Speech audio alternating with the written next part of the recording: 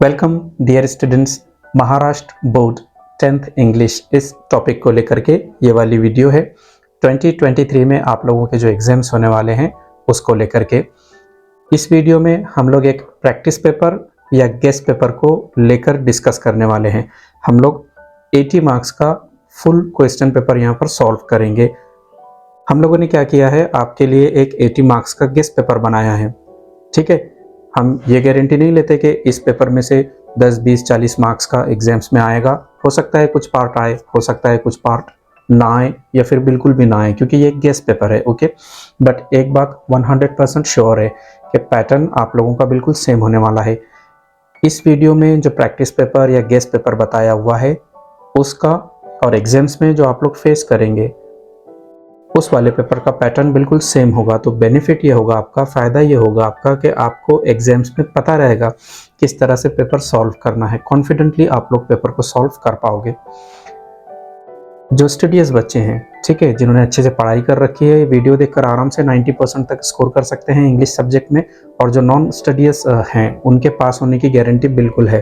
Okay, क्योंकि यहाँ पर कुछ ऐसे टॉपिक्स हम लोग डिस्कस करने वाले हैं जिनको अच्छे से समझ करके नॉन स्टडीज स्टूडेंट्स भी आराम से पेपर निकाल लेंगे, पास कर लेंगे। ओके, आप लोगों का क्या काम है, जब ये वीडियो चले तो बिल्कुल सिट रिलैक्स्ड एंड वॉच, आराम से बैठना है और देखना है। मैंने इस वीडियो में क्या काम किया हूँ, मैंने यहाँ पर जो क्वेश्चन पेपर है 80 मार्क्स का, उसको पूरा का पूरा सिंपल सी हिंदी लैंग्वेज में एक्सप्लेन किया हूँ। ओके, उसके बाद मैंने आंसर्स का एक्सप्लेनेशन दिया हूँ कि ये वाला आंसर क्यों आएगा, और एक्सप्लेन करने के बाद में हमने उसे सॉल्व करके लिखा है। ठीक है, यानी कि शॉर्टकट में अगर कहें तो किस क्वेश्चन का क्या आंसर है आप लोगों को ये भी पता चल जाएगा, और क्यों है उसके पीछे रीज़न क्या है ये भी आप लोगों को पता चल जाएगा। क्लियर? इस वीडियो में काफ़ी सारी चीज़ें हम लोग देखने वाले हैं, टिप्स हैं, ट्रिक्स हैं, सॉल्यूशंस हैं, लेकिन जनरल में थोड़ा सा मैं बता देता हूँ। सीन पैसेज यहाँ पर हम लोग लर्न करेंगे, अनसीन पैसेज देखेंगे, पोइट्री का सेक्शन देखेंगे, अप्रिसिएशन कैसा लिखना है पोइट्री का, ग्रामर देखेंगे, summary writing, letter writing, speech writing, information transfer, story writing और ट्रांसलेशन। एक रफली सरासरी इतनी सारी चीज़ें हम लोग देखेंगे, और हर चीज़ के साथ में इम्पॉर्टेंट मैं आप लोगों को टिप्स देता रहूँगा कि एग्जाम्स में किस क्वेश्चन को किस तरह से हैंडल करना है। तो एंड तक मेरे साथ बने रहें। Come on, let's dive into the video. तो डियर स्टूडेंट्स, ये है ठीक आप लोगों के सामने 10th क्लास की इंग्लिश का गेस्ट पेपर, जो कि है महाराष्ट्र बोर्ड के लिए।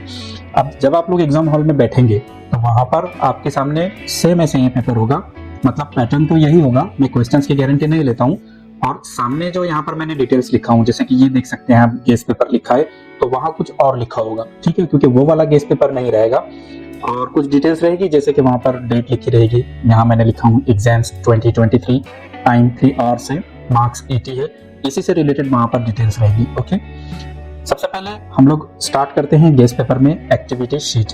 यहाँ से स्टार्ट करते हैं। आप लोग देख सकते हैं कि ये सेक्शन फर्स्ट है, जो कि लैंग्वेज स्टडी का है, 10 मार्क्स के लिए है ये। तो यहाँ पर क्वेश्चन नंबर 1 का ए है, do as directed. Do as directed यानी वैसे करो जैसे कहा गया है, और आगे ब्रैकेट्स में लिखा है, पॉज में लिखा है, अटेम्प्ट एनी 4, कोई 4 करना है आपको। इसका मतलब यह है कि आपके सामने एग्जाम हॉल में 6 क्वेश्चंस रहेंगे। कितने क्वेश्चंस? 6, जिनमें से आपने कोई 4 करना है। और वो क्वेश्चन नंबर 1 का जो ए है वो आपको 8 मार्क्स के लिए है। ठीक है, अब हम लोग ये देखते हैं कि क्या क्वेश्चंस है। ये देखिए 1 जो है वो 2 मार्क्स के लिए है। अब 1 के अंदर ऑप्शंस है, first, second, third, fourth, fifth. यहाँ पर 5 ऑप्शंस है। ठीक है, क्या करना है यहाँ पर? Complete the words by using correct letters, 2 marks के लिए। यहाँ पर आपको वर्ड्स दिए गए हैं, लेकिन वर्ड्स के साथ प्रॉब्लम क्या है, दिक्कत क्या है कि ये वर्ड्स कंप्लीट नहीं है। हर वर्ड में एक लेटर मिसिंग है। लेटर यानी ABCD, इसमें से कुछ तो यहाँ पर मिसिंग है। थोड़ा सा ध्यान देना है, आप लोग आराम से कर सकते हैं। जैसे CLE-ER, तो डैश में क्या आएगा, थोड़ा सा सोचो। A रख सकते हैं हम लोग, B रख सकते हैं, C रखते हैं। कौन सा लेटर रखने पर यह एक मीनिंगफुल वर्ड बनेगा? यहाँ पर V रख सकते हैं, क्लेवर यानी होशियार। PAS, फिर डैश है, यहाँ पर या तो हम S रख सकते हैं तो पास हो जाएगा, जैसे आप 10th एग्जाम्स पास होने वाले हो। या यहाँ पर हम लोग P रख सकते हैं तो पास्ट हो जाएगा, माजी, भूतकाल जो हो गया है। DOW, इसके आगे हम लोग क्या लगा सकते हैं? N लगा सकते हैं, डाउन यानी नीचे। GAIN, इसके पहले हम लोग A रख सकते हैं, अगेन। और वैसे यहाँ पर नंबर 5th है। आंसर देखते हैं हम लोग क्या है। ये देखिए पहले वाला क्लेवर बनेगा, दूसरे वाला पास बनेगा, तीसरे वाला जो है डाउन बनेगा, तो अगेन बनेगा। इस तरह से आप लोगों ने एग्जाम्स में लिखना है। यहाँ पर ध्यान ये देना है कि एग्जाम में सिर्फ यहाँ पर वी मत लिख देना कि भैया वी मिसिंग है तो हमने वी लिख दिया, आपको पूरा वर्ड लिखना है, ठीक है। ये वाला भी मैंने करके बता दिया हूँ। देखिए फिफ्थ वाला टेस्ट बनेगा, ASTE है, इसके पहले आप लोग टी अगर रखें तो। आगे देखते हैं हम लोग। 2 है put the words in alphabetical order, 2 marks के लिए है। यहाँ पर फर्स्ट में 4 वर्ड्स हैं, मैन, फैन, बॉय और डोर। इन वर्ड्स को अल्फाबेट्स के हिसाब से आपने अरेंज करना है। अल्फाबेटिकल अरेंजमेंट क्या होती है?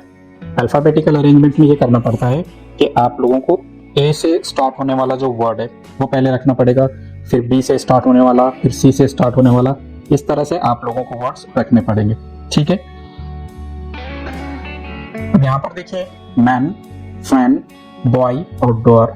तो सबसे पहले हम लोग क्या करते हैं, बॉय को रखते हैं क्योंकि बी पहले आता है, उसके बाद हम डी को रखते हैं क्योंकि बी के बाद डी आता है, फिर फैन रखते हैं और फिर मैन रखते हैं। काफी आसान था, सिंपल था। ये देखिए boy, door, fan and man, ये 4 आ गए हैं। नीचे वाला जो सेकंड है वो थोड़ा सा मुश्किल है। क्यों मुश्किल है? क्योंकि यहाँ पर चारों वर्ड्स टी से स्टार्ट हो रहे हैं। अब ऐसे में क्या करना है, क्योंकि सारे के सारे जो वर्ड्स हैं टी से स्टार्ट हो रहे हैं, तो आप एक सिंपली एक काम कर सकते हैं कि टी के बाद वाला लेटर देखना है। जैसे यहाँ टी के बाद आई आया है, यहाँ पर आर है, यहाँ पर ए है और यहाँ पर एल है, तो हम टॉप को सबसे पहले रखते हैं, है ना। ए तो सबसे पहले आएगा, उसके बाद क्या रखते हैं हम लोग, एल रखते हैं। अब यहाँ पर टी के बाद आई है और थर्ड लेटर एल है, यहाँ के बाद आई के बाद एम है, एल पहले आता है ना, TIL, एल पहले आएगा और TIM, एम बाद में आएगा। तो टोक, तिल, टाइम और ट्रेन तो सबसे लास्ट में आएगा क्योंकि टी के बाद आर आ रहा है, ठीक है। ये देखिए आंसर, टोक, तिल, टाइम एंड ट्रेन। ये आपके 2 मार्क्स पक्के हो गए, क्लियर। आगे देखते हैं हम लोग। 3 है पंक्चुएट द फॉलोइंग सेंटेंसेस। यहाँ पर फर्स्ट और सेकंड 2 सेंटेंसेस आपको दिए गए हैं, आप लोगों ने क्या करना है, सिंपली इन्हें पंक्चुएट करना है।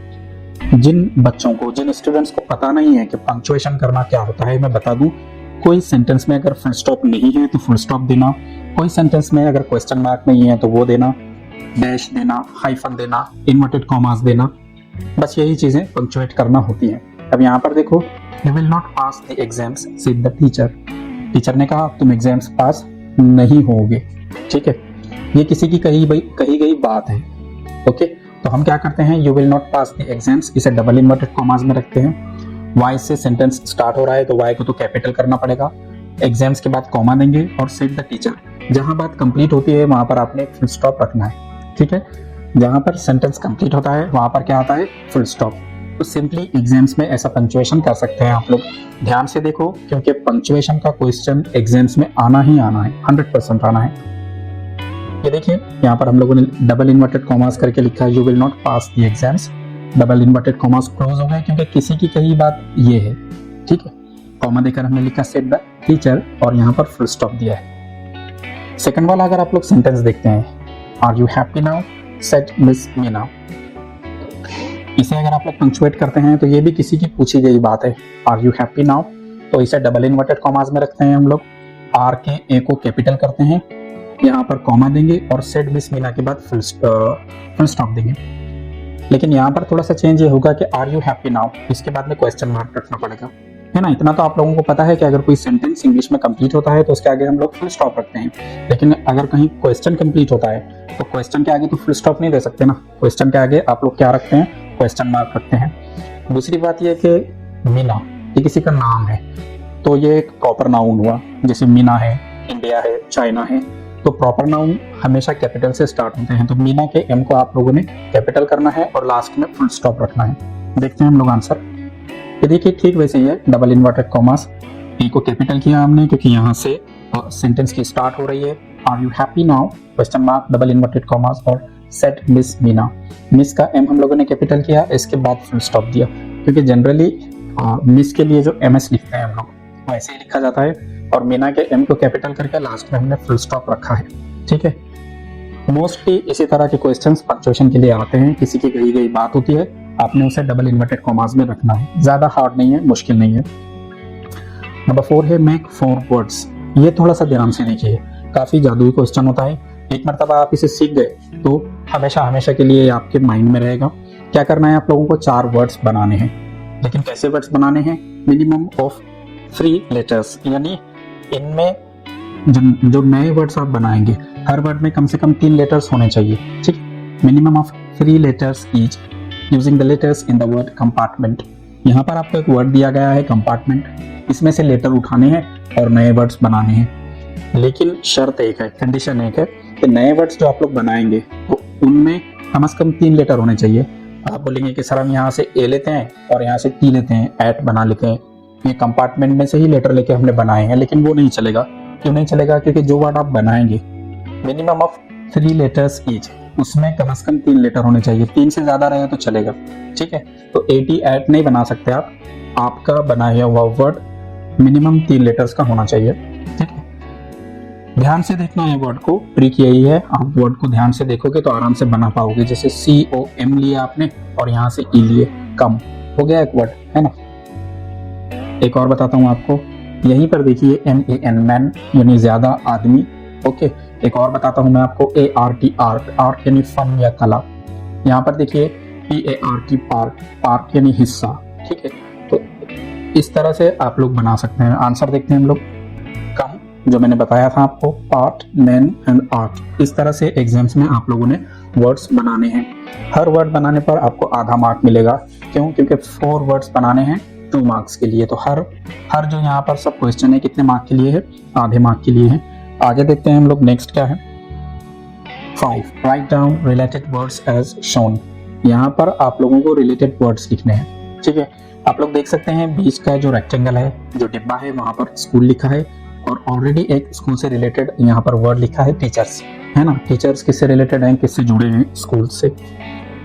तो स्कूल से रिलेटेड और क्या वर्ड्स आपके माइंड में आते हैं, काफी सारी चीजें हो सकती है। जैसे यहाँ पर आप होमवर्क लिख सकते हैं, आप लिख सकते हैं स्कूल में क्या होता है, पीरियड्स होते हैं, स्कूल में क्या होता है, ब्लैक बोर्ड होता है, स्कूल में क्या होता है, वहाँ पर एक्टिविटीज होती हैं, साइंस लैब है, प्लेग्राउंड है, काफी कुछ आप लोग लिख सकते हैं। 2 मार्क्स के लिए ये क्वेश्चन है, तो आपको 4 वर्ड्स लिखने हैं, आप आराम से लिख सकते हैं। मैं आप लोगों को आंसर बताता हूँ। ये देखिए, class, students, playground and homework, चारों के 4 वर्ड्स किससे जुड़े हैं, स्कूल से जुड़े हैं। क्लियर, आगे देखते हैं हम लोग। नंबर 6 है complete the word chain of adjectives. यहाँ पर आपको वर्ड चेन कंप्लीट करना है, each beginning with the last letter of the previous word. कैसे कंप्लीट करना है, लार्ज, ये जिस लेटर पर खत्म हुआ उससे उसी लेटर से नया वर्ड बनाना है, फिर वो जिस पर खत्म होगा उसी लेटर से नया वर्ड बनाना है, फिर वो जिस पर एंड होगा उससे नया वर्ड, और वो जिस पर एंड हो उससे नया वर्ड, ठीक है। 2 मार्क्स के लिए है, और 1, 2, 3 एंड 4 4 नए वर्ड्स आपको बनाने हैं। वर्ड चेन क्यों कहा जाता है इसे, थोड़ा सा सोचो आप। चेन कैसे होती है, जंजीर कैसे होती है, उसकी एक कड़ी दूसरी कड़ी में अटकी होती है, फिर दूसरी कड़ी तीसरी में अटकी होती है। ठीक ऐसे ही यहाँ पर है कि आपका जो एक वर्ड एंड होगा तो अगले वाला वर्ड उसी से स्टार्ट होगा, उसी लेटर से, ठीक है। मैं बताता हूँ आपको आंसर कैसे बनेगा। पहले तो देखिए, लार्ज यानी बड़ा, ये ई पर एंड हुआ तो हमें यहाँ पर ऐसा वर्ड लिखना है जो ई से स्टार्ट हो, और खास बात क्या है, ये एडजेक्टिव्स होना चाहिए। जैसे ई से अगर कोई वर्ड स्टार्ट होता है और वो एडजेक्टिव नहीं है तो नहीं चलेगा। ई से स्टार्ट होना और एडजेक्टिव रहना चाहिए। देखिए यहाँ पर हमने लिखा इजी, एक एडजेक्टिव है। इजी वाई पर एंड हुआ तो अगले वाला येलो, ये भी एडजेक्टिव है। डब्ल्यू पे येलो एंड हुआ है तो हमने नए वर्ड को डब्ल्यू से स्टार्ट किया है। वाइल्ड, और वाइल्ड डी पर खत्म हुआ तो हम लोगों ने डिम लिखा है। 1, 2, 3 एंड 4 4 नए वर्ड्स हम लोगों ने लिखे हैं। एग्जाम्स में भी डियर स्टूडेंट्स आप लोगों ने ठीक ऐसे ही, बिल्कुल ऐसे ही लिखना है, ओके। नंबर 6 यहाँ पर हमारा एंड हुआ है। हम लोग आगे क्या करते हैं देखते हैं। अगले वाला है बी डू एज डायरेक्टेड, जैसे कहा गया है वैसे करो। 2 मार्क्स के लिए है। यहाँ पर देखिए 1 में है अटेम्प्ट एनी वन, या तो आपको ए करना है या फिर बी करना है। हम लोग देखते हैं कि ए क्या है। ए है make a meaningful sentence by using the phrase shut up. आपको एक फ्रेज दिया है यहाँ पर शट अप, और इसे एक सेंटेंस में यूज करना है आपने, और एक मीनिंगफुल सेंटेंस बनाना है। ऐसा सेंटेंस जिसका कुछ मीनिंग होता हो। काफी आसान है, थोड़ा सा सोचिए। शट अप, इसे इस्तेमाल करके आप क्या जुमला बना सकते हैं, क्या सेंटेंस बना सकते हैं, मैं बताता हूँ आपको। ये देखिए, I think you should shut up now. मुझे लगता है तुम्हें अब बकवास बंद कर देनी चाहिए। ठीक है, अगर आपको श्योर हो कि आपका सेंटेंस सही है तो और वाली ऑप्शन देखने की जरूरत ही नहीं है। ए या बी में से कोई एक करना था, हम लोगों ने ए किया है। आगे देखते हैं हम लोग, बी का 1 हुआ है, 2 देखते हैं। यहाँ पर 2 में है अटेम्प्ट एनीवन, कोई एक करना है, या तो आपको ए करना है या फिर आपको बी करना है। ए में क्या है, ऐड अ प्रीफिक्स और suffix to make new words. नए वर्ड्स बनाने के लिए प्रीफिक्स लगाओ या सफिक्स लगाओ। जैसे कंप्लीट है, इसमें प्रीफिक्स या सफिक्स लगाना है, और फॉलो है, इसमें प्रीफिक्स या सफिक्स लगाना है। बी है और बी है, make a meaningful sentence using any one of the following words. नीचे आपको कंप्लीट और फॉलो ये 2 वर्ड्स दिए हैं, इनमें से कोई एक वर्ड लो और नया सेंटेंस बनाओ। तो हमने क्या बनाया, my English notebook is complete now. ठीक है, कंप्लीट यूज करके हमने ये वाला सेंटेंस बनाया। आपको 2 में ए या बी करना था तो हमने बी किया, और बी क्या था, एनी वन, या तो कंप्लीट पर या फॉलो पर एक सेंटेंस बनाना था आपने, तो हमने लिखा my English notebook is complete now. ठीक है, आगे देखते हैं हम लोग। सेक्शन सेकंड है टेक्सचुअल पैसेजेस, 20 मार्क्स के लिए है आप लोगों को। मैं आपको बता दूं टेक्सचुअल किसे कहते हैं। देखिए, टेक्सचुअल जो आपकी टेक्स्ट बुक से आया हो, अगर आपकी टेक्स्ट बुक में का कोई सबक, कोई लेसन, कोई पोएम यहाँ पर क्वेश्चन पेपर में दी जा रही है, तो आप उसे टेक्सचुअल कहेंगे या सीन पैसेज कहेंगे। ओके, क्योंकि आपने उसे देखे हैं टेक्स्ट बुक में। अगर आपकी टेक्स्ट बुक से नहीं आता है, बाहर से आता है, तो उसे आप नॉन टेक्सचुअल कहेंगे, क्योंकि आपकी टेक्स्ट बुक से नहीं आया है, या फिर आप लोग कहेंगे अनसीन पैसेज है। तो ये वाला जो सेक्शन सेकंड है टेक्सचुअल पैसेजेस का है, यानी आपकी टेक्स्ट बुक से है। ओके, क्वेश्चन नंबर 2 का ए है, read the following passages and do the activities. आपको पैसेज पढ़ना है और एक्टिविटीज करना है, 10 मार्क्स के लिए है। A1 है, पहला क्वेश्चन है, तो हम लोग क्या करते हैं, पहले पैसेज को पढ़ते हैं। आप लोगों के लिए भी मेरा यही सजेशन है कि जब एग्जाम्स में आप लोगों के सामने पैसेज हो तो पहले पैसेज को पढ़ना है, फिर क्वेश्चंस पर जाना है। ओके, काफी स्टूडेंट्स को मैंने देखा हूँ कि वो लोग क्या करते हैं, पहले क्वेश्चंस पर जाते हैं और बाद में पैसेज पढ़ते हैं। ये गलत तरीका है। सही जो प्रोसेस है वो क्या है, पहले आप लोगों ने पैसेज को पढ़ना है। तो हम लोग पैसेज को पढ़ेंगे और फिर वापस यहाँ पर आएंगे section second, question number 2A1। Okay, ये देखिए, ये है passage. I was still a thief when I met Anil. मैं तब भी एक चोर था जब मैं अनिल से मिला। ठीक है, एंड दो ओनली 15, और मैं केवल 15 वर्ष का था, सिर्फ 15 साल का था। I was an experienced and Fairlie successful hand. मगर मैं 15 साल का होने के बाद भी काफी एक्सपीरियंस्ड था चोरी के मामले में, और काफी मैं सक्सेसफुल था, एक अच्छा चोर था, मैं कामयाब चोर था। Anil was watching a wrestling match. और जिस टाइम मैं अनिल से मिला तब अनिल क्या कर रहा था, अनिल एक रेसलिंग का मैच देख रहा था, कुश्ती देख रहा था। When I approached him, तब मैं उसके पास गया। He was about 25, वो लगभग 25 वर्ष का था, 25 साल का था। A tall, lean fellow, एक लंबा और दुबला पतला लड़का। And he looked easygoing, kind and simple enough, और वो दिखने में कैसा लग रहा था कि ये आराम से शिकार हो जाएगा मेरा, यानी मैं इसमें पैसे चोरी कर सकता हूँ। काइंड, दयालु, रहमदिल दिख रहा था वो, and simple enough for my purpose, और मेरा जो काम था उससे पैसे चुराने का, उसके लिए वो कैसा लग रहा था मुझे, वो काफ़ी अच्छा लग रहा था मेरे काम के लिए। I hadn't had much luck of late, पिछले कुछ दिनों से मुझे चोरी वगैरह करने नहीं मिली थी। And thought I might be able to get into the young man's confidence, और मैंने सोचा कि मैं इसका भरोसा जीत सकता हूँ अनिल का, और एक बार भरोसा जीत लिया मैंने तो फिर मैं इसके पैसे चोरी कर लूंगा। ओके, आगे देखते हैं हम लोग। You look a bit of a wrestler yourself, I said. तब मैंने अनिल को कहा कि अरे यार अनिल, तुम खुद भी तो एक रेसलर दिखते हो। A little flattery, flattery यानी तारीफ, थोड़ी सी तारीफ helps in making friends, दोस्त बनाने में मदद करती है। समझ रहे हैं आप लोग, इस चोर ने अनिल की तारीफ क्यों की कि तुम बहुत रेसलर दिखते हो, पहलवान दिखते हो, ताकि वो उसको दोस्त बना सके, उसे भरोसे मिले और बाद में उसके पैसे चोरी करे। ठीक है, आगे देखते हैं हम लोग। So do you? He replied. तब अनिल ने कहा कि यार तुम भी पहलवान दिखते हो, which put me off for a moment. उसके ऐसे कहने पर मुझे कैसा लगा, थोड़ी मेरी हिम्मत ये हो गई, कम हो गई, क्योंकि मैं पहलवान नहीं था मैं। Because at that time I was rather thin, क्योंकि उस टाइम में मैं दुबला पतला था। ओके, ऐसा चोर कह रहा है। Well, I said modestly. ठीक है, मैंने सादगी से कहा, I do wrestle a bit. ठीक है, मैं भी कभी कभार कुश्ती लड़ लेता हूँ। What's your name? क्या नाम है तुम्हारा? अनिल ने अब इस चोर को पूछा तुम्हारा नाम क्या है? हरी सिंह। आई लाइड। मैंने झूठ बोल दिया कि मेरा नाम हरी सिंह है। I took a new name every month. हर महीने मैं एक नया नाम रख लेता था, कोई भी झूठा सा। That kept me ahead of the police and my former employers। ऐसे झूठा नाम रखने से क्या होता था, पुलिस भी मुझे पकड़ नहीं पाती थी और मैं जिसके यहाँ काम करता था और चोरी करके जाता था वो लोग भी ढूंढ नहीं पाते थे, क्योंकि मैं किसी को अपना असल नाम, एक्चुअल नेम नहीं बताता था। आगे देखते हैं हम लोग। ठीक है, यहाँ पर हमारा जो पैसेज था वो खत्म हो गया। हमारे जो क्वेश्चंस थे वो क्या थे? सेक्शन सेकंड में क्वेश्चन नंबर 2 का ए था कि read the following passage and do the activities. यहाँ पर A1 था हमारा कंप्लीट द फॉलोइंग सेंटेंसेस। नीचे दिए गए सेंटेंसेस को कंप्लीट करना है। फर्स्ट है अनिल वाज वाचिंग। अनिल देख रहा था। अब देखिए ये फायदा है, अगर आप लोग पैसेज को पहले पढ़ लेते हैं तो काफी सारे आंसर्स आपको पहले से पता चल जाएंगे, है ना। क्वेश्चन पढ़ के आपको पैसेज पे जाने की जरूरत नहीं है। आपको मालूम है कि जब ये चोर अनिल से मिला तब अनिल एक मैच देख रहा था, तो आप लोग आंसर कैसे लिखेंगे? Anil was watching a wrestling match. Second है a little flattery helps in. थोड़ी सी तारीफ मदद करती है। फ्लैटरी मदद करती है, किस चीज में मदद करती है? दोस्त बनाने में, है ना। वैसे लिख सकते हैं हम लोग। सेकंड है a little flattery helps in making friends. Third है आई वॉज रादर। उस टाइम में मैं थोड़ा सा कैसा था? थिन था। राइटर ने क्या कहा था? मैं उस टाइम में दुबला पतला था, थिन था। तो ये वाला सेंटेंस हम लोग यहाँ पर बिल्कुल लिख सकते हैं, आई वॉज रादर थिन। ये लिखा हम लोगों ने। और सबसे लास्ट में जो है number 4, I took a new name. मैं एक नया नाम रख लेता था हमेशा। एवरी मंथ, शायद ये होना चाहिए।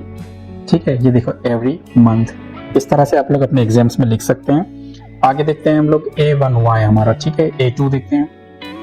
एक्टिविटी है। A2 में क्या करना है आप लोगों को? एक एक्टिविटी करना है, complete the following web diagram. ऐसी जो डायग्राम रहती है उसे आप लोग वेब डायग्राम कह सकते हैं। The writer was. राइटर क्या था? काफी सारी चीजें मालूम है हम लोगों को। वो एक चोर था, वो पतला था और वो झूठा था और वो चोरी में एक्सपर्ट था, उसे एक्सपीरियंस था, है ना, वो सक्सेसफुल था। तो ऐसी चीजें हम लोग आराम से लिख सकते हैं। ये देखिए ऐसे आंसर आएगा। The writer was a thief, ये भी सही है। 15, ये भी सही है, केवल 15 वर्ष का था वो, 15 साल का था। एक्सपीरियंस्ड, ये वाला भी लिख सकते हैं आप लोग। और रादर थिन, वो काफी दुबला पतला था। तो एक्टिविटी में क्या करना होता है आप लोगों को? जो पैसेज में आप लोगों ने पढ़े वो यहाँ पर लिखना होता है। क्लियर? आगे देखते हैं हम लोग। A3 है find from the passage the antonyms of. आप लोगों को पैसेज में से अपोजिट वर्ड्स ढूंढ के निकालने हैं। एंटोनिम्स यानी अपोजिट वर्ड्स और सिनोनिम यानी सेम वर्ड्स। अक्सर स्टूडेंट्स भूल जाते हैं, मैं आप लोगों को एक ट्रिक बताता हूँ जिससे आप याद रख सकते हैं। देखिए सिनोनिम एस से स्टार्ट हुआ है, सेम मीनिंग वाले, है ना। सिनोनिम सेम मीनिंग वाले, सिनोनिम सेम मीनिंग वाले, और एंटोनिम्स अपोजिट। तो आपको अपोजिट देने हैं। A3 जो है 2 मार्क्स के लिए है और 4 छोटे क्वेश्चंस हैं यहाँ पर। छोटे क्वेश्चंस को आप लोग सब क्वेश्चंस कह सकते हैं, यानी कि हर सब क्वेश्चन यहाँ पे आधे मार्क के लिए है। पुलिस, पुलिस के हिसाब से कौन सा अपोजिट वर्ड पैसेज में आया था? ठीक है, हरी सिंह कौन था? ही वाज अ थीफ, एक चोर था वो, तो आप पुलिस के आगे थीफ लिख सकते हैं। इनएक्सपीरियंस्ड, जिसे कोई एक्सपीरियंस्ड ना हो। उस लड़के ने अपने आप के बारे में क्या कहा था चोर ने? कि मैं एक्सपीरियंस्ड था। तो यहाँ पर जो नंबर 2 पर ऑप्शन है इनएक्सपीरियंस्ड, इसका आंसर आप लोग लिख सकते हैं एक्सपीरियंस्ड। थर्ड है एनिमीज यानी दुश्मन। क्या कहा था उसने? फ्रेंड्स, है ना। A little flattery helps in making friends। तो यहाँ पर थर्ड के आंसर में आप लोग लिख सकते हैं फ्रेंड्स। और सबसे लास्ट जो है थिक यानी मोटा, तो चोर ने अपने आप को थिन कहा था, ये आप लोग लिख सकते हैं। यहाँ पर A3 भी कंप्लीट हुआ है। हम लोग नेक्स्ट देखते हैं। A4 है डू एज डायरेक्टेड, 2 मार्क्स के लिए है, जैसा कहा गया है वैसा करो। अब उसमें वर्ड है Anil was watching a wrestling match, और रेसलिंग मैच को अंडरलाइन किया गया है ना। Make a WH question. अब आप लोगों ने एक WH क्वेश्चन बनाना है, ठीक है। लेकिन कैसा WH क्वेश्चन बनाना है आप लोगों ने? व्हाट इज योर नेम ऐसे पूछ लिए तो चलेगा क्या? नहीं चलेगा। ऐसा WH क्वेश्चन आप लोगों ने बनाना है to get the underlined part as answer, जिसका आंसर ये वाला पार्ट हो, है ना। Anil was watching a wrestling match. Anil एक रेसलिंग मैच देख रहा था। एक रेसलिंग मैच, एक रेसलिंग मैच, ये आंसर आना चाहिए, है ना। सिंपली आप लोग कैसा क्वेश्चन बना सकते हैं, व्हाट वाज अनिल वाचिंग, है ना, तो उसका आंसर बनेगा रेसलिंग मैच। ये देखिए, what was Anil watching. Number 2 है I took a new name every month, हर महीने मैं एक नया नाम रख लेता था। Choose the correct passive voice, इसकी जो पैसिव वॉइस होगी इन चारों में से कौन सी होगी, सही वाला ऑप्शन आपको चुनना है। I took simple past tense है, हम लोग देखते हैं नंबर 4 आएगा, नंबर 4 आएगा एक्चुअली। देखिए, अ न्यू नेम वाज टेकन, यहाँ पर इज है, ये प्रेजेंट हो जा रहा है और ये तो पैसिव है ही नहीं, और एवरी मंथ वाज टेकन ये भी नहीं आएगा। नंबर 4 के साथ जाते हैं हम लोग। ये देखिए आंसर है अ new name was taken every month by me. Okay, next देखते हैं हम लोग। A5 है पर्सनल रिस्पॉन्स, 2 मार्क्स के लिए है। अब देखिए, पर्सनल रिस्पॉन्स टाइप क्वेश्चन किसे कहते हैं, जिन स्टूडेंट्स को मालूम नहीं है उन्हें बताता हूं मैं। पर्सनल यानी आपकी खुद की ओपिनियन, रिस्पॉन्स यानी आंसर, आपकी खुद की क्या ओपिनियन है। इस टाइप के क्वेश्चन का आंसर आप लोगों को पैसेज में ढूंढने की जरूरत नहीं है, क्योंकि पैसेज से एग्जामिनर्स लोग आंसर नहीं मांग रहे हैं। एग्जामिनर्स लोग पूछ रहे हैं कि तुम्हारी क्या राय है, तुम क्या सोचते हो, व्हाट डू यू थिंक, वो ये कह रहे हैं। तो अपने हिसाब से इसका आंसर देना है। एक क्लास में अगर 50 स्टूडेंट्स हैं तो पर्सनल रिस्पॉन्स टाइप क्वेश्चन के 50 आंसर्स हो सकते हैं। हर बच्चे का, हर स्टूडेंट का एक अलग आंसर हो सकता है। ठीक है, तो क्वेश्चन देखते हैं हम लोग क्या है। Do you think thieves can be changed, क्या आपको लगता है कि चोर लोग जो होते हैं हम उन्हें बदल सकते हैं। एक्सप्लेन, समझाइए। अब यस या नो नहीं कह सकते आप, क्योंकि 2 मार्क्स के लिए है ना, आप यस लिख देंगे तो एग्जामिनर्स लोग आप लोगों को जरा सी बात के लिए, यस के लिए 2 मार्क्स दे देंगे क्या, नहीं देंगे। आपको अपना आंसर कितनी लाइंस में लिखना है, ये देखिए 3 to 4 सेंटेंसेस में लिखना है। अच्छा सा बना के आंसर कैसे लिखेंगे आप लोग। Yes I think they can be changed, हाँ भाई मुझे लगता है कि चोर लोगों को हम लोग बदल सकते हैं। Most of the times they become thieves just for money, ज्यादातर टाइम तो क्या आता है, चोर लोग चोर क्यों बनते हैं, पैसे के लिए बनते हैं। ज्यादातर तो मोस्टली तो यही रीजन होता है। If you manage to get them some sort of job, अगर हम कामयाब हो जाए उन्हें नौकरी लगाने में, कोई काम देने में, किसी तरह का हम उनको अगर काम दे दें, ठीक है, दे कैन बी चेंज्ड, तो वो लोग बदल सकते हैं।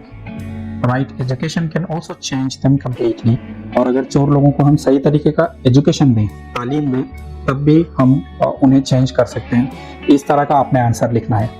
एक और बात मैं यहाँ पे आप लोगों को कहना चाहता हूँ, पर्सनल रिस्पॉन्स टाइप का जैसा आपका दिल बोले आप वैसा आंसर लिख सकते हैं, लेकिन फिर भी ऐसे आंसर लिखना जो सुनने वाले को सुनकर अच्छा लगे।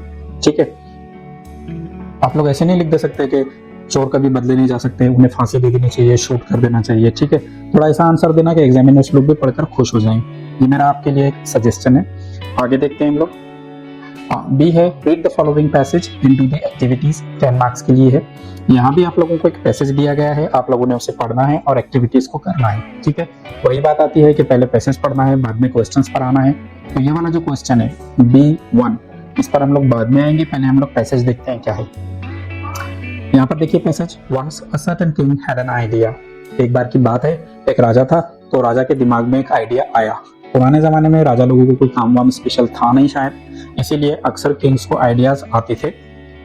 If he always knew the right time to begin everything, कि क्या हो अगर उसे पता चल जाए कि कोई भी काम करने का सही समय कौन सा है, ठीक है, सही टाइम कौन सा है। If he new who were the right people to listen to, उसे पता चल जाए कि कौन लोग सही हैं, किसकी बात सुनना चाहिए, and who to avoid the most important thing to do, और किन लोगों को अवॉइड करना चाहिए, कौन सा काम सबसे पहले करना चाहिए, कौन सा काम सबसे ज्यादा इंपॉर्टेंट होता है। He would never fail in anything that he would undertake, तो फिर वो कोई भी काम करेगा तो उसमें फेल नहीं होगा। वो इतनी सारी बातें उसे पता चल गई अगर, कौन सी बातें, सही टाइम क्या है, कौन सही लोग हैं जिनको सुनना है, किन लोगों को अवॉइड करना है, सबसे जरूरी काम क्या है करने के लिए, ये उसे पता करना था एक राजा को। एंड अबव ऑल, और सबसे जरूरी, if he always new was the most undertake, और उसे ये पता चल जाए कि जैसे कौन सा काम करना है। ठीक है, since he was convinced that he was right in thinking this way, और उसे ऐसा लगा कि वो सही सोच रहा है, उसे ये आंसर चाहिए, बिल्कुल चाहिए उसे।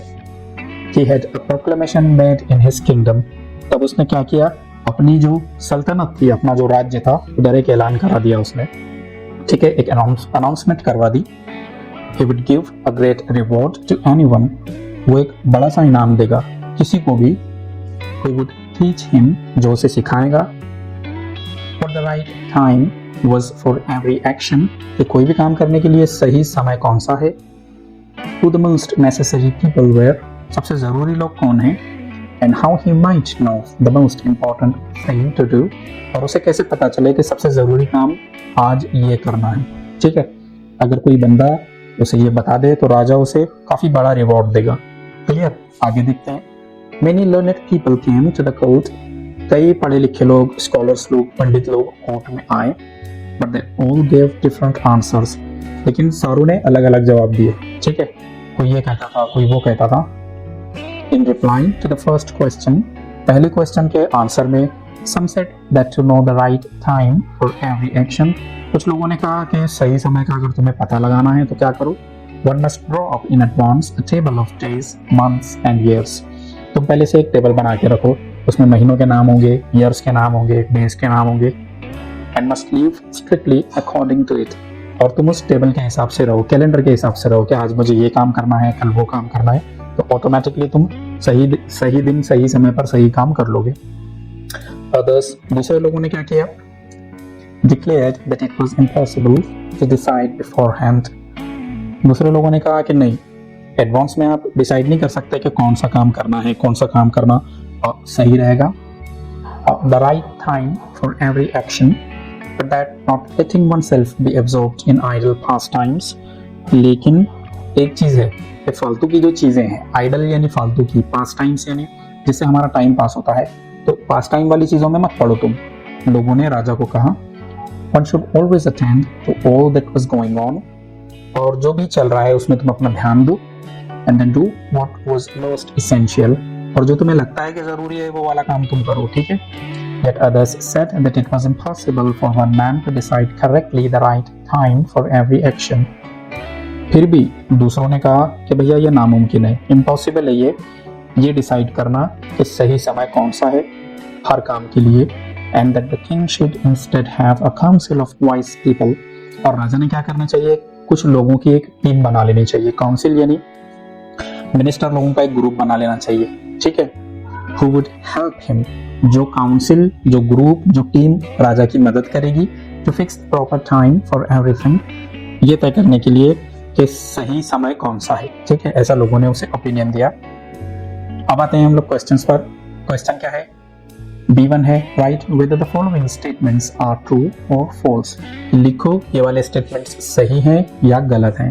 फर्स्ट है, once a certain queen had an idea, एक रानी के दिमाग में एक आइडिया आया। नहीं भैया ऐसा तो नहीं हुआ था, रानी तो कहानी में है ही नहीं। ठीक है, राजा के दिमाग में ये आइडिया आया था। फर्स्ट वाले को हम करते हैं फॉल्स। ओके, आगे second, he would give a small reward, वो एक छोटा सा इनाम देगा, स्मॉल रिवॉर्ड देगा। ये तो बिल्कुल झूठ बात है, किंग ने क्या कहा था कि वो बड़ा इनाम देगा। ठीक है, तो इसे भी हम लोग करते हैं फॉल्स। थर्ड है, many scholars gave many answers, कई स्कॉलर्स ने कई आंसर दिए अलग अलग। ये तो सही है, ऐसे ही हुआ था। ओके, क्योंकि जो लोग आए थे उन सब ने एक आंसर नहीं दिया था। लास्ट है, there were more than one answers to the first question, first question का किसी ने कुछ आंसर दिया था। ये भी बात सही है, बिल्कुल करेक्ट है। ओके, B1 हुआ हमारा। B2 देखते हैं हम लोग क्या है। फिर से आप लोगों को एक डायग्राम दिया है, उसे कंप्लीट करना है। अगर कहानी आपने ध्यान से पढ़े हैं, पैराग्राफ को सही से आप लोग समझ पाए हैं, तो ये चीज आपके बाएं हाथ का खेल है। It's a child's play for you. ठीक है, अ चाइल्ड्स प्ले यानी बाएं हाथ का खेल है आप लोगों के लिए, बिल्कुल कर सकते हैं आप लोग। The king wanted to know, राजा जानना चाहता था। सोचो, आप थोड़ा सा सोचो क्या जानना चाहता था। सही समय क्या है, सही लोग कौन है, किसे सुनना चाहिए, किसे अवॉइड करना चाहिए, सही करने के लिए चीज क्या है, ये सारी चीजें वो किंग जानना चाहता था। ऐसे लिख सकते हैं आप लोग, the right time, the right people to avoid, किसे अवॉइड करना है, द मोस्ट इम्पॉर्टेंट थिंग, सबसे जरूरी चीज क्या है, सबसे इम्पॉर्टेंट क्या है। ठीक है, अगर चार आप लोगों को रेक्टेंगल्स दिए जाते हैं तो चारों में डिटेल्स लिखना है आप लोगों ने। अगर आप 2 छोड़ देते हैं तो 1 ही मार्क मिलेगा, अगर आप 1 छोड़ देते हैं तो 1.5 मार्क्स मिलेगा। समझ रहे हैं आप लोग? 4 अगर रेक्टेंगल्स हैं तो हर रेक्टेंगल आधा मार्क कैरी करता है। B2 हुआ है हमारा। B3 देखते हैं हम लोग। Give describing words from the passage for the following, आप लोगों को पैसेज से डिस्क्राइबिंग वर्ड्स देना है 2 मार्क्स के लिए। फिर से 4 सब क्वेश्चन है।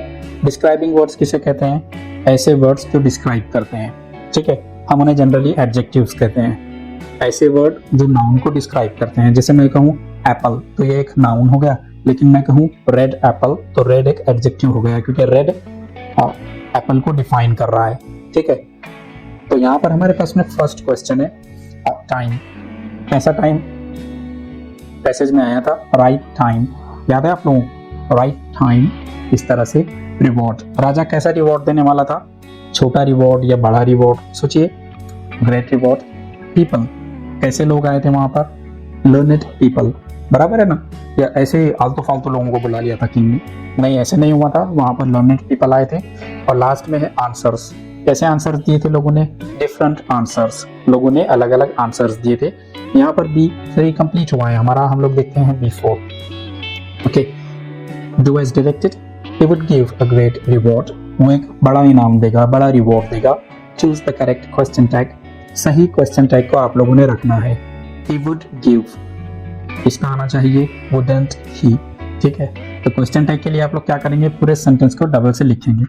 ये देखिए, ऐसे आंसर लिखना है आपको, he would give a great reward wouldn't he, और लास्ट में क्वेश्चन मार्क आएगा। ये हमारा B4 का 1 हुआ है। ठीक है, मेरा 2 ठीक आप लोगों के सामने। he was convinced, राजा को ऐसा लगता था। ठीक है, ऐसा उसे समझ में आया था। make it negative without changing its meaning, इस वाले सेंटेंस को नेगेटिव करना है। नेगेटिव सेंटेंस कौन सा होता है? जिसमें नो आता है, नॉट आता है, नेवर आता है, नन आता है, इस तरह की चीजें आती है, और इसका मीनिंग भी चेंज नहीं होना है। he was convinced, आंसर लिख सकते हैं हम लोग। he was not unconvinced, इस तरह से आप लोग आंसर लिख सकते हैं। यहाँ पर नॉट आ गया, मतलब ये सेंटेंस नेगेटिव हो गया, और इसका मीनिंग भी हम लोगों ने चेंज नहीं होने दिया। नंबर 2 यहाँ पर हुआ है। B5 है पर्सनल रिस्पॉन्स। अभी अभी मैंने बताया था पर्सनल रिस्पॉन्स को किस तरह से आंसर करना है। 2 मार्क्स के लिए है suggest 4 habits of good friends to your younger brother, आपके छोटे भाई को 4 आदतें बताओ, ऐसी आदतें, ऐसी हैबिट्स जो अच्छे लोगों में रहती हैं। ठीक है, तो 3 से 4 सेंटेंसेस में आप लोग लिख सकते हैं। ऐसे आंसर आना चाहिए आपका। Good friends are punctual of time, अच्छे दोस्त टाइम के पंक्चुअल होते हैं। They are honest no matter what the result be, और अच्छे लोग ईमानदार होते हैं, चाहे कुछ भी हो जाए वो लोग ईमानदारी नहीं छोड़ते हैं। Good friends care for others, अच्छे दोस्त दूसरों के लिए केयर करते हैं। Good friends never cause any sort of trouble for others, और अच्छे दोस्त दूसरों के लिए मुसीबतें खड़ी नहीं करते हैं, वो कभी दूसरों के लिए परेशानियां खड़ी नहीं करते हैं। एग्जाम्स में भी 3 से 4 लाइंस में आप लोगों ने ठीक ऐसे ही लिखना है। क्लियर? सेक्शन 3 है पोइट्री, 10 मार्क्स के लिए है। क्वेश्चन नंबर 3 का ए है read the following stanzas and do the activities, 5 marks के लिए है। तो हम लोग क्या करते हैं, पहले पोइट्री को पढ़ते हैं अच्छे से, उसके बाद में हम लोग आंसर्स देंगे। If you want a thing bad enough, अगर आप कोई चीज को बिल्कुल करना चाहते हैं, बस करना आपने ठान लिया है, मन बना लिया है आपने, तो go out and fight for it, बाहर जाना उसके लिए कोशिश करना। Work day and night for it, उसके लिए दिन रात एक कर देना। Give up your time and your peace, उसके लिए आप अपना टाइम निकाल रहे हैं, अपना जो सुकून है उसे बर्बाद कर रहे हैं। ठीक है, and your sleep for it, सही समय पे आप सो नहीं रहे हो क्योंकि आपको वो चीज करनी है। If all that you dream and scheme is about it, अगर आप उसी के सपने देखते हैं, अगर उसी से रिलेटेड आप स्कीम्स बनाते हैं, प्लान बनाते हैं कि यार मुझे वो चीज करनी है। ठीक है, and life seems useless and worthless without it, और आपको लगता है कि अगर आपने वो काम नहीं किया, वो टारगेट नहीं अचीव किया आपने, तो आपकी लाइफ कैसी है, बेकार है, क्या रखा है फिर जीने में, आप बस वो चीज करना चाहते हैं। If you gladly sweat for, और आप खुशी खुशी उस चीज के लिए पसीना बहाते हो। फ्रेट फॉर का मीनिंग होगा उस चीज के लिए आप बेचैन हैं। एंड प्लान फॉर इट, और आप उसके लिए प्लानिंग करते हो। And lose all your terror of the opposition for it, और आप अपना डर भी अपने दिल से निकाल देते हो कि अपोजिशन वाले दूसरे लोग क्या कहेंगे आपको, बस वो चीज आपको करनी है। ठीक, if you simply go after that thing, आप अगर वो चीज के पीछे हो, that you want with all of your capacity, और जिसे तुम अपनी पूरी शक्ति, पूरी ताकत के साथ करना चाहते हो। स्ट्रेंथ यानी अपने जोर के साथ, एंड सगैसिटी यानी इंटेलिजेंस के साथ, होशियारी के साथ।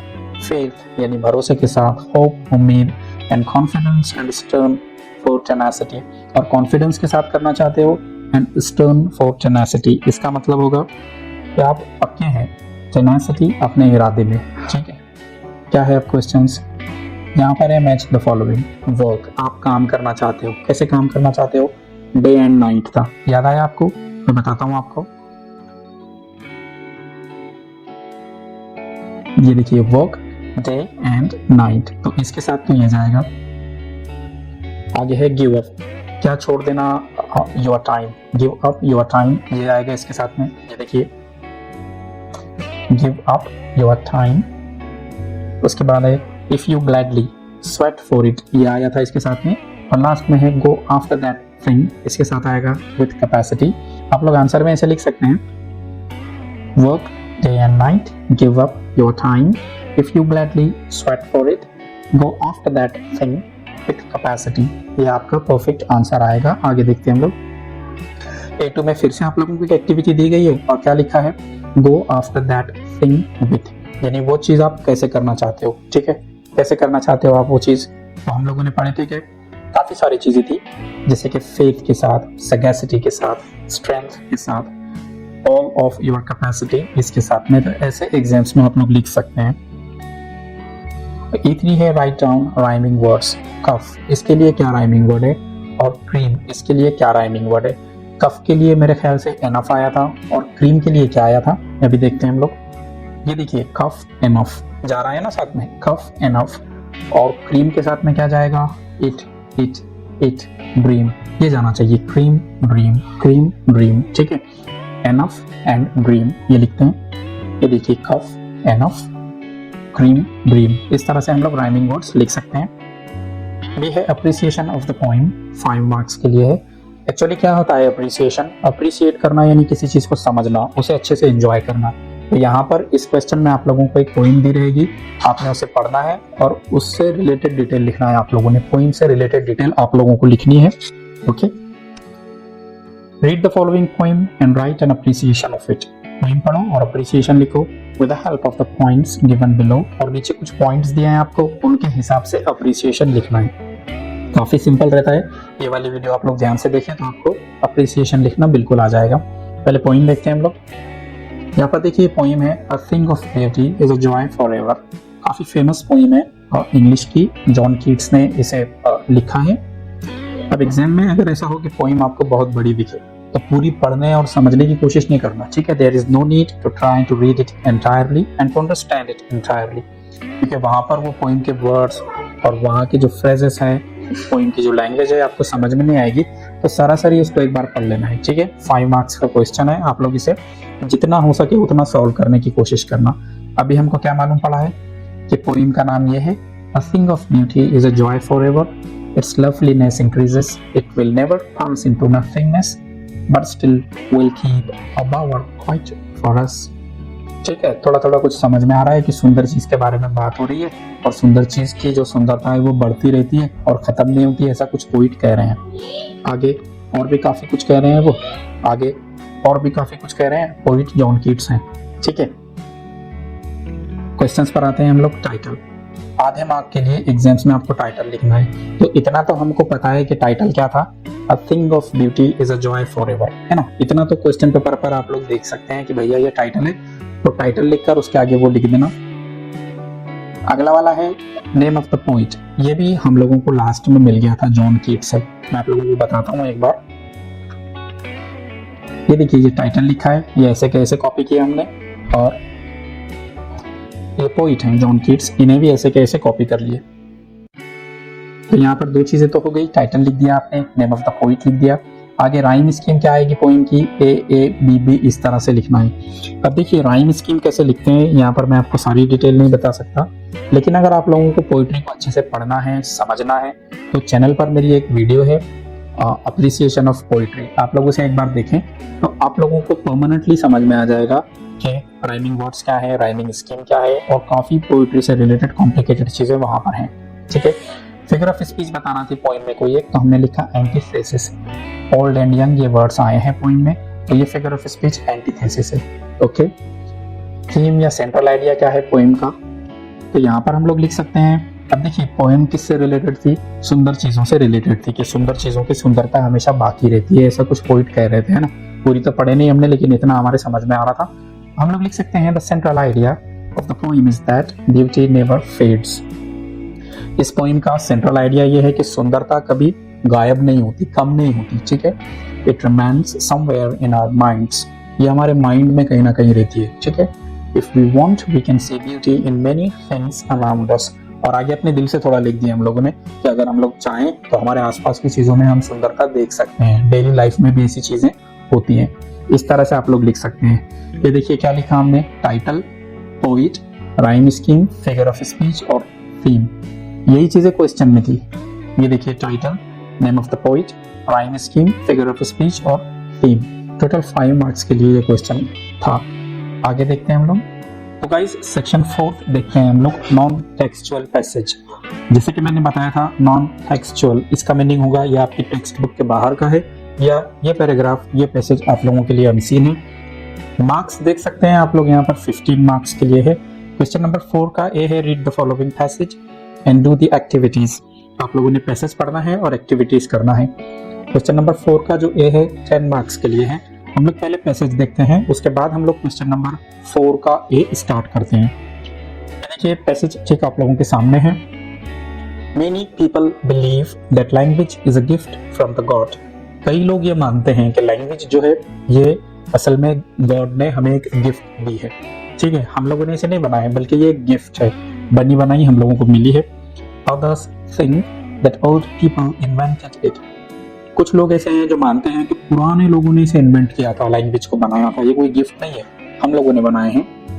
There are certain people who believe, और कुछ लोग तो ऐसे भी हैं जो विश्वास रखते हैं that language was copied from animals, ये लैंग्वेज हम लोगों ने कॉपी किए हैं। किससे कॉपी किए हैं? एनिमल्स से कॉपी किए हैं हम लोगों ने। Some say that language came because of emotions. कुछ लोगों का ये भी मानना है कि लैंग्वेज कैसी इन्वेंट हुई है, कैसी बनी है, हमारे इमोशंस की वजह से बनी है। Language can be verbal and non verbal, तो लैंग्वेज कैसी हो सकती है? वर्बल हो सकती है, जो बोली जाती है, ठीक है। जैसे कम हियर, ये वर्बल लैंग्वेज है, गो देयर, ये वर्बल लैंग्वेज है। और नॉन वर्बल लैंग्वेज कैसी होती है? जैसे हाथ के इशारे से आपने किसी को बुलाया, तो वो वाला जो कम्युनिकेशन है वो है non verbal. Humans would write on cave walls and animal skins. तो पुराने ज़माने में, एंशिएंट टाइम में, ह्यूमंस लोग, इंसान लोग क्या करते थे? लिखा करते थे। अब लिखने के लिए कंप्यूटर्स तो थे नहीं उनके पास में, तो डेड एनिमल्स की जो स्किन होती थी उस पर लिखते थे, या फिर जो गार में वो लोग रहते थे, केव यानी गार, उस केव में दीवारों पर वो लोग लिखा करते थे, ठीक है। Those people could invent a language in a very long time. तो वो लोग लैंग्वेज को कितने दिन में बना पाए? 8 दिन में बना लिए थे क्या? नहीं, काफी लंबा टाइम लगा था उन लोगों को लैंग्वेज को बनाने के लिए। It was a very slow process and many people must have participated in it.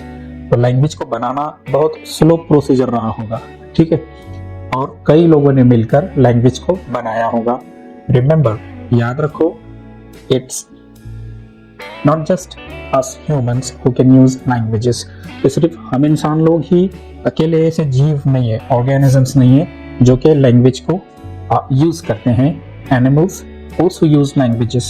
जानवर भी लैंग्वेजेस को यूज करते हैं, but they are unable to express every single idea using their language. लेकिन एनिमल्स के पास इतने सारे वर्ड्स नहीं होते कि वो अपने सारे आइडियाज को, थॉट्स को वर्ड्स में बयान कर सके, कह सके, ठीक है। लिमिटेड लैंग्वेज है उनकी। Although they can express a few things like anger, love, affection, hunger and such things using language. हाँ, एनिमल लोग क्या कर सकते हैं? वो अपना जो एंगर है वो बता सकते हैं उनकी लैंग्वेज में, लव है, अफेक्शन यानी प्यार जता सकते हैं, उनको भूख लगी तो कुछ बोल सकते हैं वो, और इस तरह की कुछ चीजें। Researchers say that human brain had a special part for language.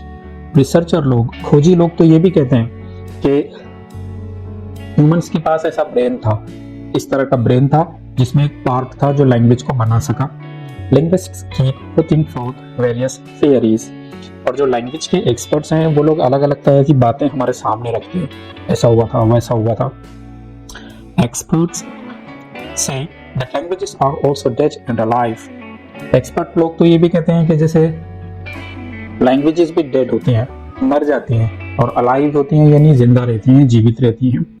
Languages are also modern and new, और कुछ लोग मानते हैं कि लैंग्वेजेस मॉडर्न भी रहती हैं और न्यू भी रहती हैं। Generally languages have 4 aspects. आमतौर पर देखा जाए तो एक लैंग्वेज के 4 एस्पेक्ट्स होते हैं।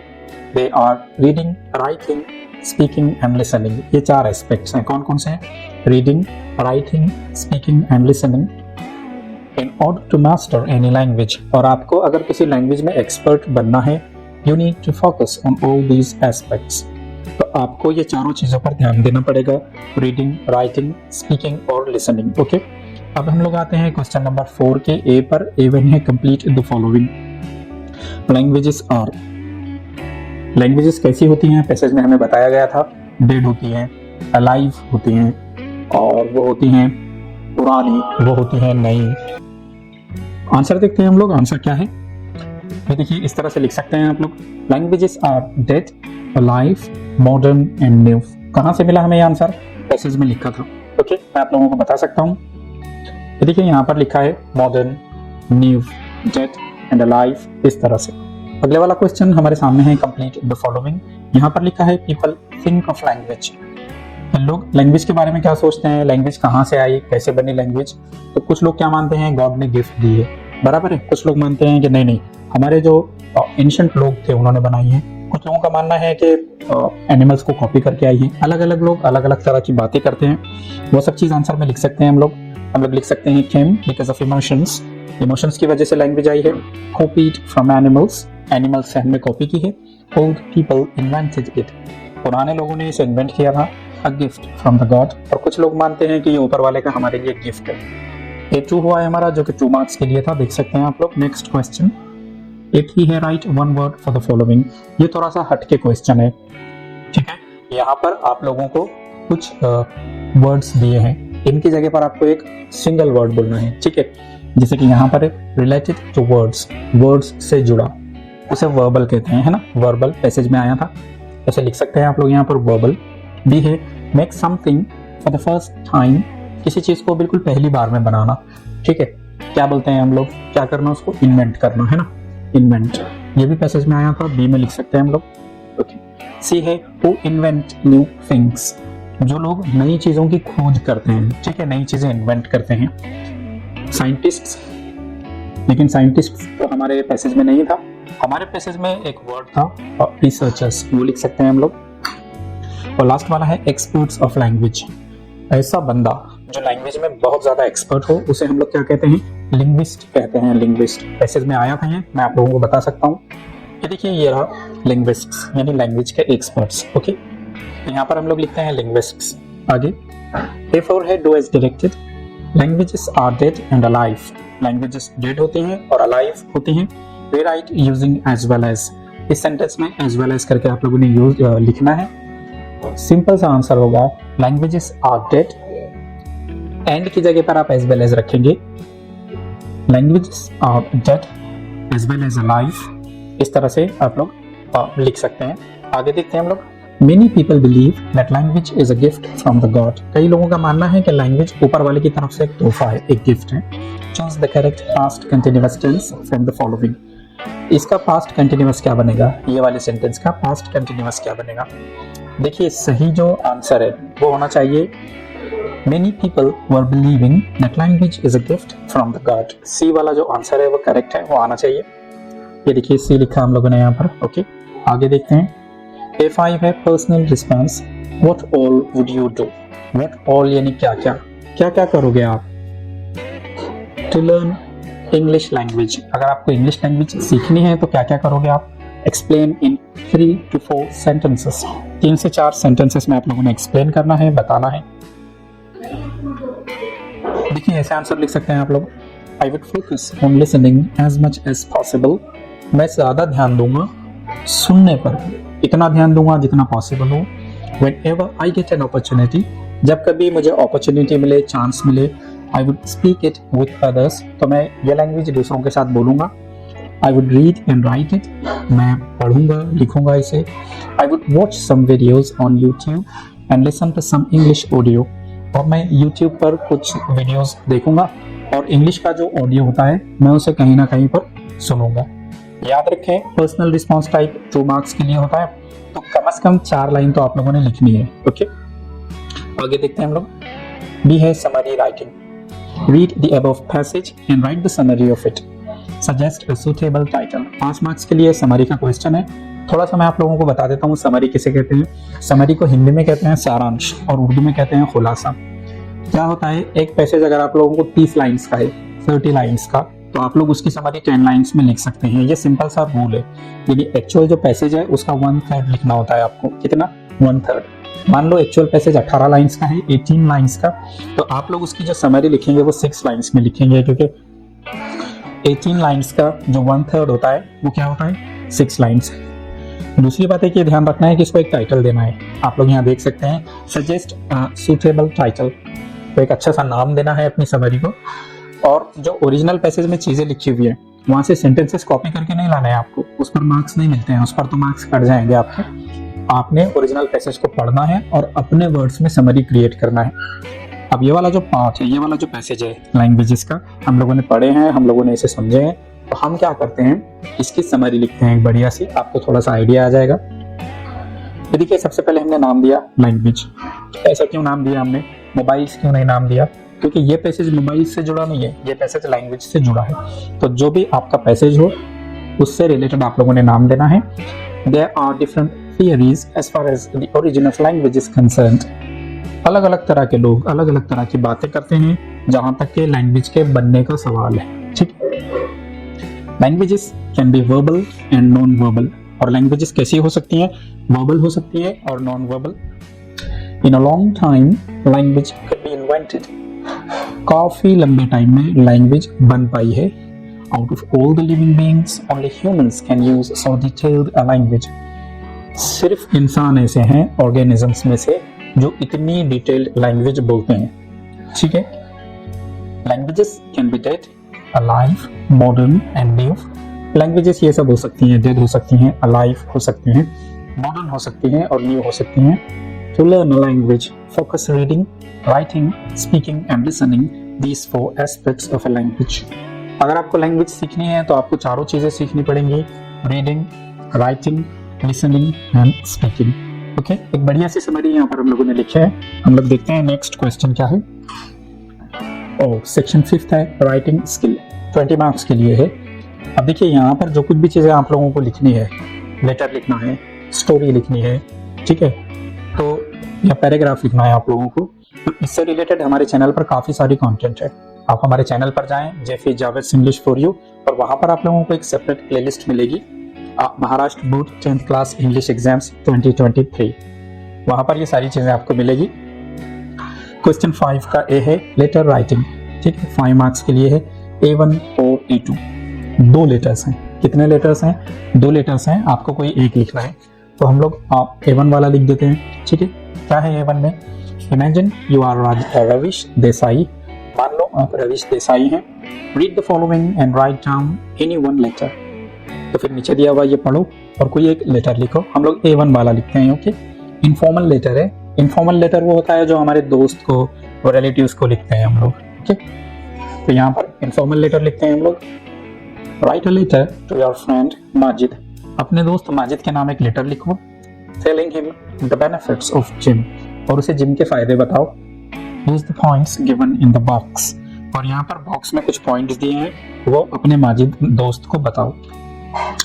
कीप्स यू फिट फिजिकली, आपको जिम फिजिकली फिट रखता है। Keeps you fit mentally, good habit, gym जाना अच्छी आदत है।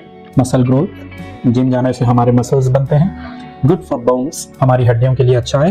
लॉन्ग लास्टिंग रिजल्ट्स, और जिम करने के काफी लॉन्ग लास्टिंग रिजल्ट्स रहते हैं। कई साल भी हो गए तब आपकी जो है तो हालत अच्छी बनी हुई रहती है। ठीक है, लेटर की स्टार्ट करते हैं हम लोग। सबसे पहले सबसे जरूरी चीज मैं बताता हूँ कि सारी चीजें लेफ्ट मार्जिन से आएंगी, ये वाली लेफ्ट मार्जिन से। ओके, राइट साइड में इधर कुछ भी नहीं लिखेंगे आप। ठीक, हमने ऊपर एक इमेजिनरी एड्रेस लिखा हमारा, रविश देसाई 5 पीस रेसिडेंसी, जालान नगर, औरंगाबाद 431001, और लास्ट में लिखा 1 नवंबर 2022। सबसे पहले जब भी आप लेटर लिखो तो लेटर में लेफ्ट साइड में ऊपर की तरफ सेंडर्स एड्रेस आता है। सेंडर्स एड्रेस यानी लेटर भेजने वाले का पता। ओके, सिस्टमेटिक लिखना है, और सेंडर्स एड्रेस की जो लास्ट लाइन होती है वो डेट होती है, याद रहेगा।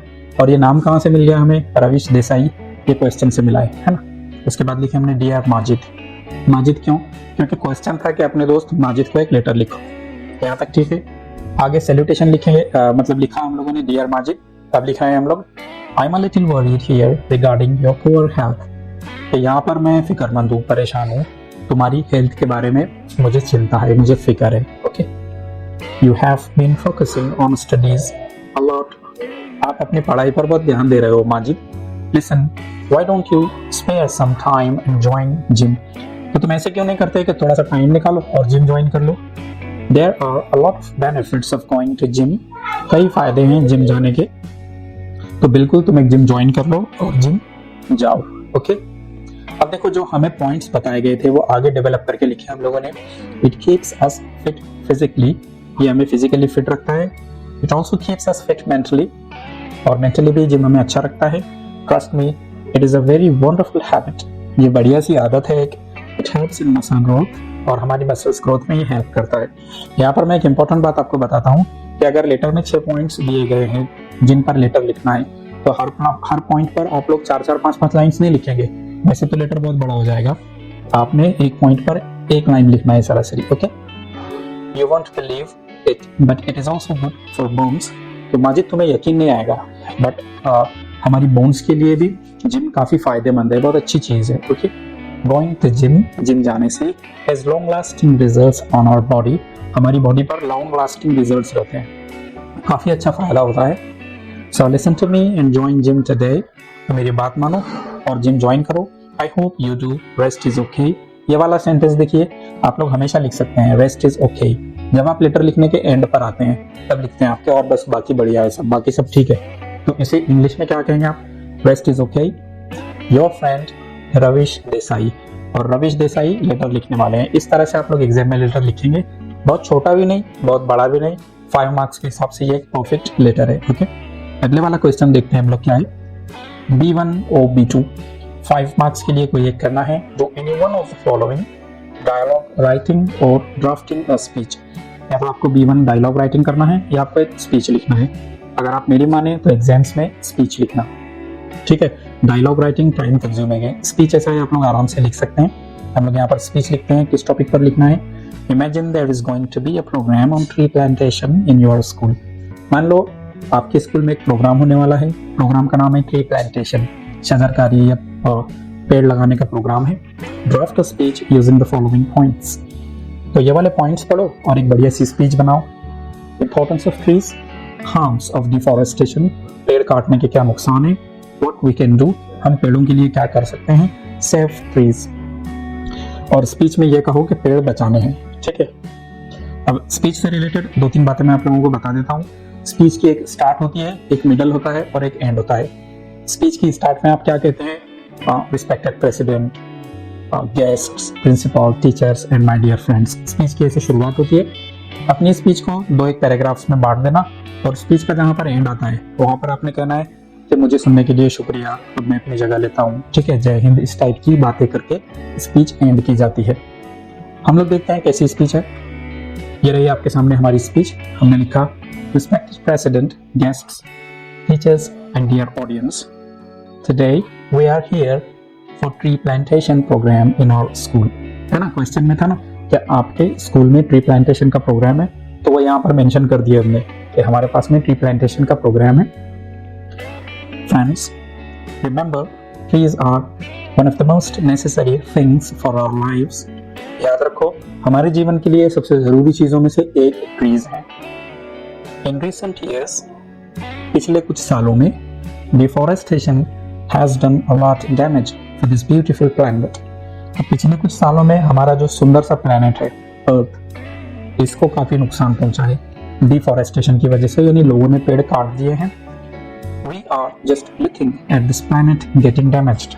और हम क्या कर रहे हैं, इस प्लेनेट को नुकसान हो रहा है और हम लोग बस देख रहे हैं, ठीक है। देखो यहाँ पर पैराग्राफ बना के लिखा हम लोगों ने, We can plant more and more trees whenever and wherever it is possible। तो हम लोग क्या कर सकते हैं, खामोशी से तमाशा देखने के बजाय हम लोग प्लांट कर सकते हैं ट्रीज को, ठीक है। जहां भी हो, जितने भी हो ट्रीज हम प्लांट करें। Apart from this, we should also save trees। इसके अलावा हमने पेड़ बचाने भी चाहिए। कहीं कोई पेड़ बिला वजह काटा जा रहा है तो हम वहां जाकर उस पेड़ की कटाई को रोक सकते हैं। Okay, remember saving trees will also help a lot. याद रखो पेड़ों को कटने से बचाने से भी काफी मदद मिलेगी। So let us promise today that we won't let any harm happen to trees. तो आज हम लोग प्रॉमिस करते हैं कि हम पेड़ों को आज के बाद कोई नुकसान नहीं होने देंगे। ठीक है, इस तरह की चीज हम लोग लिख सकते हैं।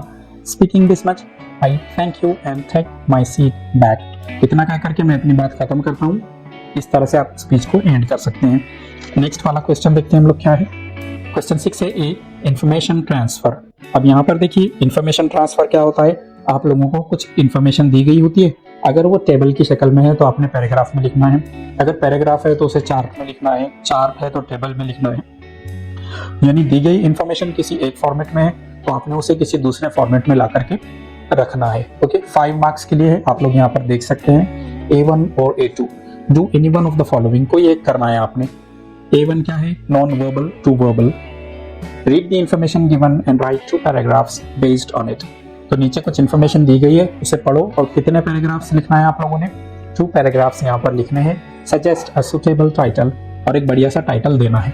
ओके, 2 पैराग्राफ्स इन्फॉर्मेशन पढ़कर और एक बढ़िया टाइटल। आंसर लिखते हैं हम लोग।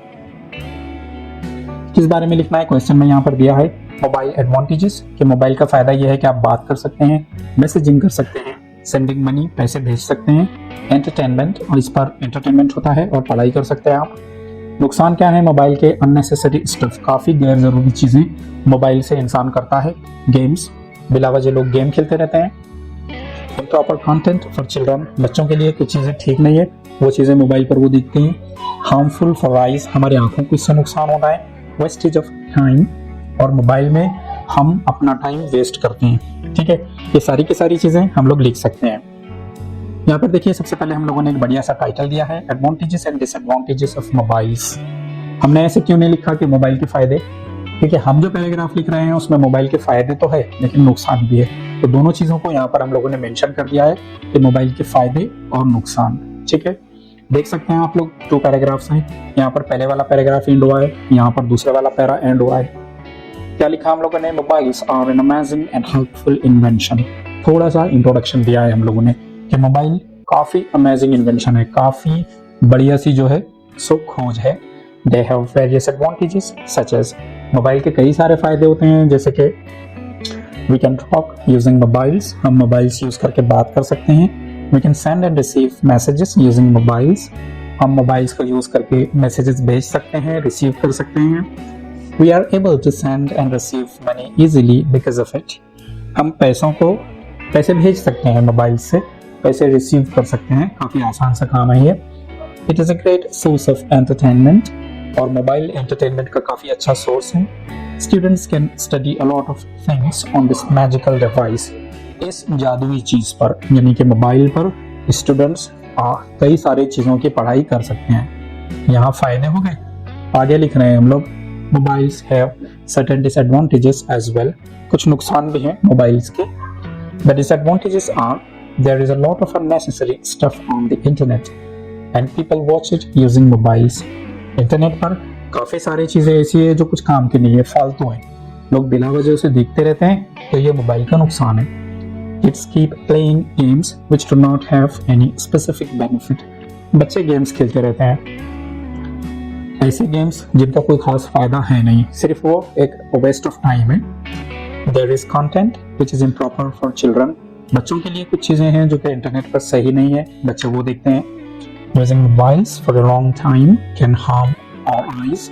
घंटों तक मोबाइल देखने से हमारी आंखों को नुकसान हो सकता है। It also wastes time, इससे हमारा टाइम भी जाता है। So it is advantages as well as disadvantages for us. और आखिरी में हमने क्या लिखा कि मोबाइल एक फायदे की भी चीज है और उसके नुकसान भी है, यानी कोई एक नतीजे पर नहीं गए हम लोग, हमने दोनों बातें पैराग्राफ के अंदर, पैसेज के अंदर बता दी है। क्लियर, इस तरह का आप लोग एग्जाम में लिख सकते हैं।